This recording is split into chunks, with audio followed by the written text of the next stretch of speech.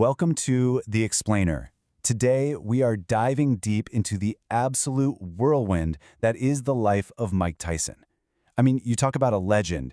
His story is just packed with chaos, controversy, and moments that are completely unforgettable. Yeah, that's him. That's the voice of Mike Tyson. And that line, that wasn't just some clever trash talk. For him, it was a promise. It was how he built his entire empire on pure, raw fear. And honestly, the world couldn't get enough of it.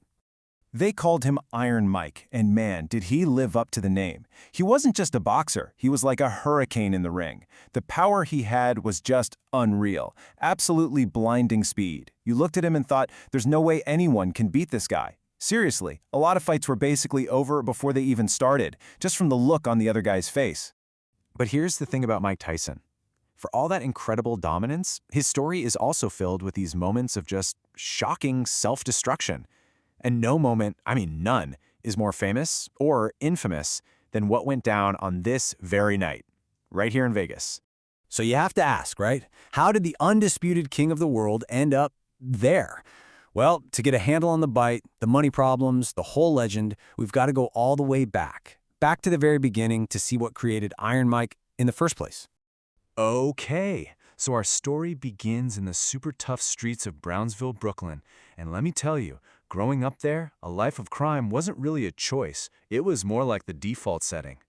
You know, he was actually a pretty small kid, and he had a lisp, which made him a magnet for bullies.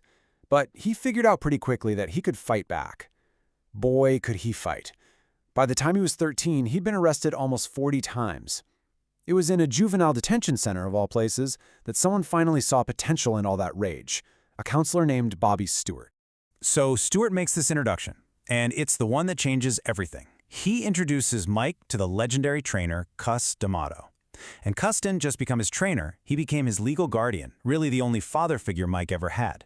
He's the one who took all that raw anger and shaped it into this incredible peekaboo style, something truly scary to face in the ring.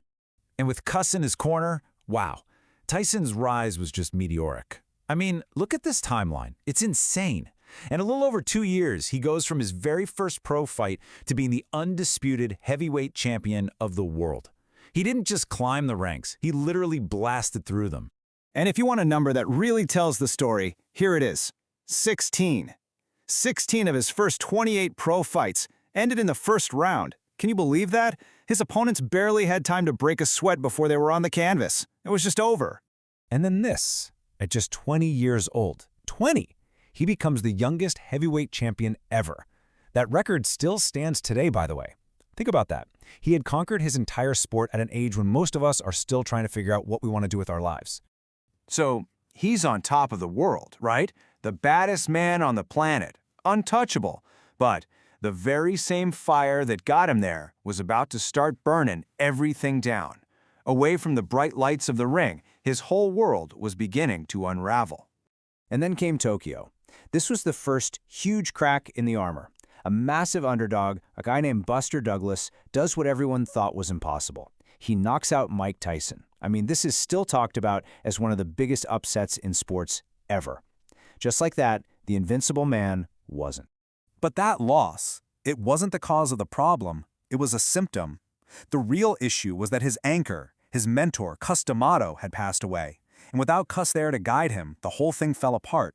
His marriage ended, he got rid of his trainers, his life just went into a total tailspin.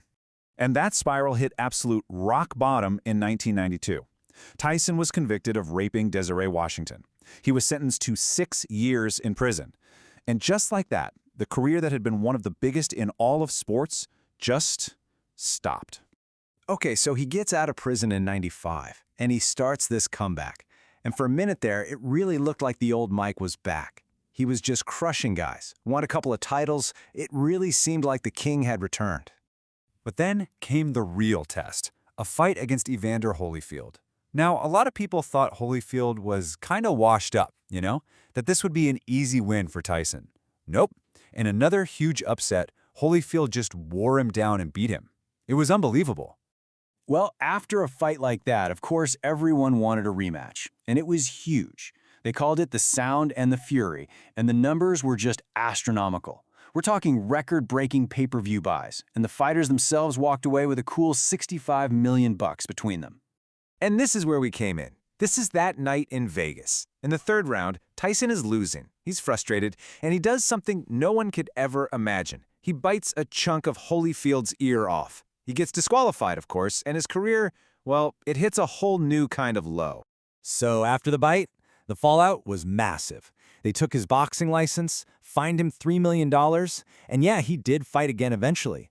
But it was never the same. That terrifying aura, the Iron Mike mystique, it was gone, for good. And that lack of discipline, the same thing that hurt him in the ring, it caught up with him financially too. I mean, this guy earned over $300 million in his career. And yet, in 2003, he had to file for bankruptcy. It's just a staggering fall from grace. But here's the craziest part of the whole story. In the years since he stopped fighting, Mike Tyson has had this incredible second act. He's gone from being the most feared man on the planet to this oddly beloved pop culture icon.